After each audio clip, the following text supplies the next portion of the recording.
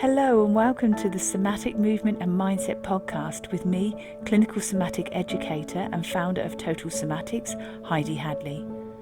The Somatic Movement and Mindset podcast has been designed to help you gain a deeper understanding to how your mind and body work. You will learn about your amazing mind and body and why over time you can feel pain, recurring injuries and poor posture. Within this podcast, I will teach you why this doesn't have to be your future or the norm for you. Would you like to learn how to reduce pain, move freely, and gain a new lease of life? Let's get started. Hello and welcome back. Now, in today's episode, we're going to delve into the subject of back pain, and we're actually going to start to unpack an area which can often get forgotten when we kind of just have those hard eyes and just look at the symptoms, as it were.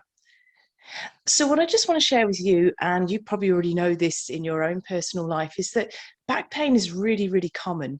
I see people all the time coming into my clinic. I also see a lot of people online for consultations and also people that join the Total Somatics membership. A lot of them have different types of back pain. And at different times in our life, we're all going to encounter some form of back pain. So this is a subject that's very important for us all to consider. Now, people are often, and again, seeing this clinically, people will often tell me these sorts of things. They come in and see me, or I see them online, and many of them have conflicting aftercare advice or exercises, or they get given these expressions or these disempowering labels. And so these disempowering labels, and you've probably heard me say them before, but I'm going to repeat them because yet again, with all the education that I'm wanting to get out there and other people are getting out there, pain scientists too, there are still practitioners using expressions like fragile back, or don't twist and bend your back, or just you've got the back of somebody that's like 85 years old and yet the person's about 40. And all of this starts to create this compounding, disempowering, almost feeling like you're trapped in a very tight body and you no longer have complete control over what you do.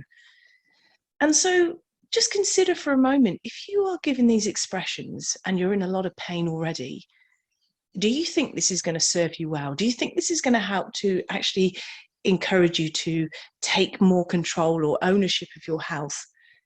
Or do you feel that you're kind of trapped in this vortex of pain and there's no answer or no way to get out from it? You see, that is what I've seen over the years. That's why I like to spread this important information through podcasts to actually reassure you that you don't have to believe those sort of limiting beliefs, or sometimes they can be quite scaremongering in their expressions, and they may be well-intentioned, but we've also got to remember there's an element of people marketing. And marketing, and to get repeat business, they're going to make sure that there's almost scary, disempowering, or alarmist expressions used in order for you to keep coming back. And you know as well as I do, we know this through Total Somatics, that that's actually not a very healthy mindset or attitude to have. The most powerful thing we can do for our entire well-being is to be educated and empowered. And when that happens and we learn skills and techniques and we can read our body from the inside out, we can actually really blossom and flourish and get back to the activities we love to do and just embrace life as a whole. So what we want to be able to do is learn these skills and take back that ownership. Now, you'll be familiar with my podcast that I often use the expression Soma. So we know that our Soma is our whole being. So we can't separate our mind and body. We know, and we all know, don't we, especially things that have happened in recent years, that our emotional and mental health has a massive impact on our physiology and on our energy levels. And likewise, our energy levels and our physiology has a humongous effect on our emotional and mental well-being. So we can't separate them. We know that they're intertwined. And that's why, considering this episode today, instead of just looking at back pain as the symptoms of back pain, when we start looking at the fact that we've got all these other factors being part of our Soma that contribute towards back pain or getting out of back pain, it's really important to take hold of it. So let us just break down a few little concepts here. I'd like you to consider this as you listen to this episode. For example, your emotional and mental health influences the level of tension and tone in your muscles. Your emotional and mental well-being influences your breathing and the muscles that are involved with breathing. Your emotional and mental well-being influences your posture, the way that we hold ourselves. And that comes about because your brain patterns muscle tension, and that muscle tension will mold and sculpt and change your posture accordingly. And it does this to create a survival stress response. Because remember, in service of survival, your brain is going to find the best way to take care of you. It's a brilliant, most wonderful protective mechanism. But however, we know, don't we, that in emotional, highly stressed situations, that will come into play. But then when we come out of that stressful situation, we want to go back into this state of balance. However, that isn't happening with people. And when there's different factors such as pain, stress, anxiety, poor habits from like desk work or working from home for a while, and it's changed our posture, surgery, other factors that are involved, injury, that starts to sculpt and change our whole makeup. And so this is why we need to consider looking at all facets of our well-being. So let me just ask you this question for the moment. Now, very much it's important to consider total somatic movement. We know that, don't we? It's very important to bring that into our daily activities. However, how important do you feel it's also to start to consider how we can change and adapt and shift our belief systems and disempowering expressions and labels that have been given to us? Do you think that's important too? It's very much so, isn't it? It really is so. And so let us just consider for a moment chronic pain. Chronic pain, and we start to consider this now, look through the lens, through our somatic, our total somatic viewpoint here. Chronic pain starts to also create a reduction in the activities that we absolutely love to do. It also changes our posture. And so when it changes our posture, it's going to affect our joint health, our shock absorbency. And when it changes our posture, it's going to impact our rib cage and the depth and the quality of our breathing. And in turn, that's going to affect things like our neck, because of course, there's lots of breathing muscles that are involved in our neck. So can you see it's all intertwined here?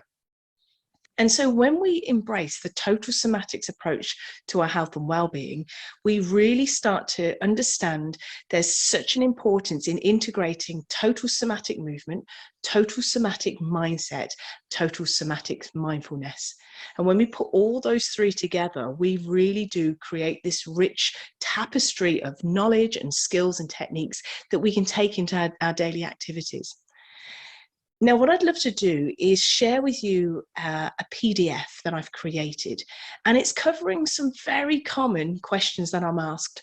So it's a frequently asked sheet, a guide sheet for you, several pages for you, just to start to understand how beautiful and how intelligent and how incredible your Soma is, and how you actually have the capacity to change, irrespective of your age. Doesn't matter what your health conditions are, whatever somebody said to you, we all have this process called bio and neuroplasticity. So constantly our brain and our body is adapting. And as we've learned, it can adapt into not such useful postures and movements and habits.